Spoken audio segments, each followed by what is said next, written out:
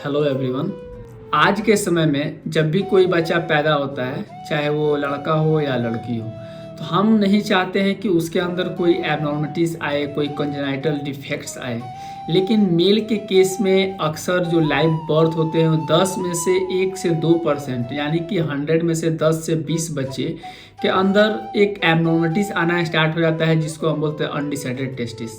ये अनडिसेंडेड जो टेस्टिस है, यानी कि ये उस एरिया में रहते हैं जहाँ पे इनका स्टार्टिंग में फॉर्मेशन हुआ है। जब ऑर्गन का यूजेनेसिस हो रहा था, ऑर्गन बन रहे थे, तो उस वक्त ये जो टेस्टिस होते हैं ये स्क्रोटम में नहीं बनते हैं, स्पेशली ये एब्डोमिनल एरिया में बनते हैं। इंग्वाइनल कैनाल के रास्ते होते हुए ये फिर स्क्रोटम में आना स्टार्ट करते हैं। जैसे बेबी का बर्थ होता है, जब बच्चा डिलीवर हो जाता है, उसके 6 महीना से साल भर के अंदर तक ये टेस्टिस अपने नॉर्मल जगह यानी कि स्क्रोटम में आ जाते हैं। लेकिन बहुत सारे केसेस हैं, जैसे इन्वायरमेंटल के फैक्टर की वजह से या कुछ कॉन्जेनाइटल की वजह से या जेनेटिक फैक्टर की वजह से ये टेस्टिस अपने नॉर्मल जगह यानी कि स्क्रोटम में नहीं आते हैं। समझने वाली बात यहाँ पे ये है कि ये टेस्टिस स्क्रोटम में आते क्यों हैं, ऐसा इनको क्या ज़रूरत है स्क्रोटम में आने के लिए। अगर ऊपर ही रह गए तो क्या ये स्पर्म का फॉर्मेशन नहीं कर पाएंगे। तो जनरली स्पर्म का जो फॉर्मेशंस होते हैं, जो टेस्टिस स्पर्म को बनाते हैं, वो बॉडी के टेम्परेचर से 2 डिग्री टेम्परेचर उन्हें कम होना चाहिए। यानी कि बॉडी का टेम्परेचर 37 डिग्री होता है, तो स्क्रोटम के अंदर जो टेस्टिस का टेम्परेचर है वो 35 डिग्री होना चाहिए। अगर ये टेम्परेचर थोड़ा सा भी ज़्यादा होते हैं या ज़्यादा कम होते हैं तो ये फिर वहाँ पे स्पर्म का फॉर्मेशन नहीं करते हैं। इनका एक मैकेनिज्म है, एक प्रेशर मेंटेन करके बनाया हुआ है कुदरत ने। तो जब ये टेम्परेचर थोड़ा सा हाई होने लगते हैं तो फिर वहाँ स्पर्म का फॉर्मेशन रुक जाता है। तो उसके लिए बॉडी टेस्टिस को स्क्रोटम के एरिया में आकर के वहाँ स्टोर करती है ताकि वो स्पर्म का फॉर्मेशन कर सके। जनरली इस बीमारी में क्या होता है कि जब यूजेनेसिस हो रहा होता है तो वो एब्डोमिनल कैनाल में होते हैं और वहाँ से वो नीचे डिसेंड करते हैं। लेकिन किसी कारणवश बहुत सारे ऐसे फैक्टर्स हैं जो इनको रेगुलेट करते हैं और वो नीचे नहीं आ पाते हैं। बहुत सारे पेशेंट मुझे इंस्टाग्राम पे मैसेज भी किए थे इस समस्या को लेकर के, इसीलिए ये खास एक वजह बन गया कि इस पे वीडियो फिर से एक बनाया जाए। मैंने इसके बारे में एक पिछले वीडियो में भी बताया हुआ है कि अनडिसेंडेड टेस्टिस का उसका ट्रीटमेंट क्या है, उसका कोज सिम्टम्स क्या है, लेकिन विस्तार रूप से इस पे एक चर्चा करना चाहिए, जिसकी वजह से अगर किसी पेशेंट के अंदर अनडिसेंडेड टेस्टिस है तो उसे क्या करना चाहिए और क्यों करना चाहिए। कि जब बच्चे का जन्म होता है तो उसके 1 साल के अंदर में आ जाना चाहिए। हर माता पिता को अपने बच्चे को जन्म के बाद एक बार उनका ध्यान रखना चाहिए, एक बार देखना चाहिए कोई एबनॉर्मलिटीज या कॉन्जेनाइटल डिफेक्ट के बारे में। अगर वहाँ से नहीं होता है, बर्थ के कुछ महीना 2 से 3 महीना बाद एक बार डॉक्टर के पास भी कम से कम विजिट करना चाहिए। एक विजुअल एग्जामिनेशन करा कर देखना चाहिए कि बच्चे के अंदर कोई साइन एंड सिम्टम्स तो डेवलप नहीं हो रहा है या कोई कंजेनाइटल मालफॉर्मेशंस वगैरह तो डेवलप नहीं हुआ है। ये जो नॉर्मली प्रोसेस होता है टेस्टिस का डिसेंड होने के लिए, ये नॉर्मली 6 महीने से साल भर के अंदर में इसे नीचे आ जाता है। लेकिन अगर उस दौरान भी नहीं होता है तो हर गार्जियन को चाहिए कि उसे डॉक्टर के पास विजिट करें और 6 महीना से लेकर के साल भर के अंदर में इस टेस्टिस को नीचे सर्जरी के थ्रू लाया जा सकता है। लेकिन इन केस अगर ये सर्जरी के थ्रू नहीं लाया गया, किसी पेरेंट्स ने लापरवाही कर दी या उन्हें ये पता नहीं था और वहाँ पे ये गलती कर दिए, तो बाद में जब वो बच्चा डेवलप करेगा, जब उसका एज धीरे धीरे बढ़ना स्टार्ट होगा, तो उस बच्चे के अंदर स्पर्म का फॉर्मेशन नहीं होगा। जब स्पर्म ही फॉर्मेशन नहीं होगा तो वो पेशेंट इनफर्टाइल हो जाएगा, यानी कि वो बच्चा पैदा करने के लायक नहीं रह पाएगा।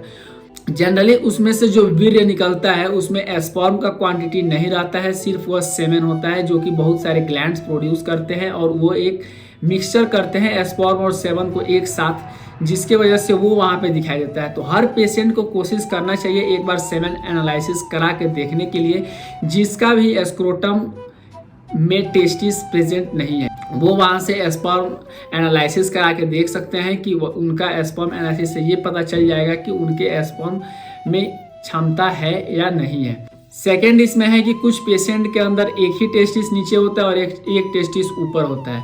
तो जिन पेशेंट के अंदर एक टेस्टिस है, स्क्रोटम में समय पे आ गया है, तो उन पेशेंट के अंदर स्पर्म बन रहा होगा, नॉर्मल रेंज में ही बन रहा होगा, कोई दिक्कत की बात नहीं है। हम मेल्स के अंदर जो स्पर्म बनने की प्रक्रिया है ये लाइफ लॉन्ग चलता है, लेकिन फीमेल के अंदर एक लिमिट समय तक ही उनके अंदर ओवा बनता है, फॉलिकल्स बनते हैं। वो ओवा एक समय तक ही चलता है और फीमेल के अंदर मेनोपॉज आ जाता है, जो कि 45 से 50 साल के एज के दौरान आ जाता है। तो फीमेल के अंदर एक लिमिटेशन है कि इतना ही बर्थ के समय उनके अंदर बना और ये समय के साथ ख़त्म होना स्टार्ट हो जाएगा। लेकिन मेल के अंदर ऐसा कुछ नहीं है। मेल के अंदर पूरे लाइफ लॉन्ग तक स्पर्म का फॉर्मेशन होते रहता है। हाँ, लेट एज में जो एज 40 और 50 की एज में स्पर्म कम बनते हैं, लेकिन फिर भी वहाँ बनते ही रहते हैं। तो अगर किसी पेशेंट के अंदर एक ही टेस्टिस है तो वो भी स्पर्म का फॉर्मेशन कर सकता है, उसके अंदर भी इनफर्टिलिटी का रिस्क नहीं है, कोई यहाँ पे घबराने वाली बात नहीं है। लेकिन यहाँ दिक्कत की बात यह है कि अगर उस पेशेंट के अंदर एक टेस्टिस उसका ऊपर है, यानी कि एब्डोमिनल एरिया में है या इंग्वाइनल कैनाल में है, तो वहाँ उसे सर्जरी करा के निकलवा लेना चाहिए। इससे फ़ायदा उनको ये हो गया कि इन केस फ्यूचर जा करके उनको एक रिस्क का सामना करना पड़ सकता है, जो कि कैंसर, और मोस्ट कॉमन कैंसर डेवलप्ड होने का चांस यहाँ ये हो जाता है कि जो पेशेंट के अंदर एब्डोमिनल एरिया में टेस्टिस है तो उनके अंदर सबसे ज़्यादा कैंसर डेवलप्ड होने का रिस्क बढ़ जाता है। कैंसर के साथ साथ हर्निएशन का भी रिस्क बढ़ जाता है। हर्निया मतलब कि वो पार्ट जो बॉडी से बाहर फ्लैक्चुएट कर जाए, निकल जाए। तो वो जो टेस्टिस है वो एब्डोमिनल या इंग्वाइनल कैनाल में है, अगर वो कभी by the way heavy weight lifting या एक्सरसाइज या और किसी भी कारणवश से उनका वहाँ से टेस्टिस वो रप्चर करके बाहर आ सकता है, हर्निएशन कर सकता है। थर्ड, पेशेंट के अंदर जो कॉम्प्लिकेशंस या सिम्टम्स आ सकते हैं इन फ्यूचर, वो ये होते हैं कि उन पेशेंट के अंदर ट्रॉमा बहुत ज़्यादा और इन्फेक्शन का रिस्क सबसे ज़्यादा बढ़ जाएगा, क्योंकि एक वो जगह पे जहाँ टेस्टिस डेवलप्ड हो रहा है तो वहाँ से इन्फेक्शन होने का रिस्क सबसे ज़्यादा इंक्रीज हो जाता है उन पेशेंट के अंदर। कुछ पेशेंट्स मेरे पास कमेंट करके ये बताए थे कि सर क्या इसे दवाइयों से ये ठीक किया जा सकता है, ये नीचे लाया जा सकता है।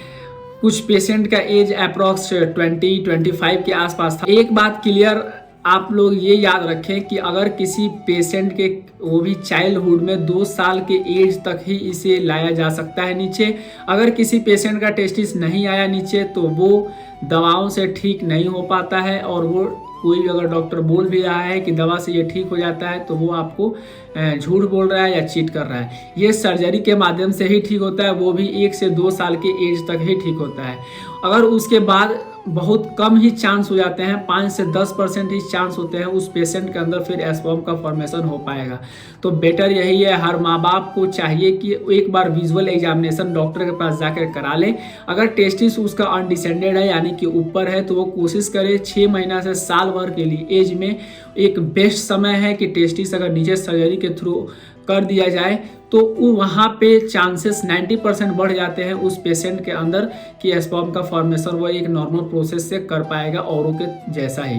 तो होप गाइस आपको ये वीडियो पसंद आई होगी। अगर वीडियो पसंद आया हो तो वीडियो को प्लीज़ शेयर जरूर कीजिएगा और मेरे चैनल को सब्सक्राइब कीजिएगा। अगर आपको हेल्थ से किसी तरह का समस्या हो तो आप मुझे इंस्टाग्राम और फेसबुक पर मैसेज कर सकते हैं। फिर मिलते हैं नेक्स्ट वीडियो में। Thanks for watching.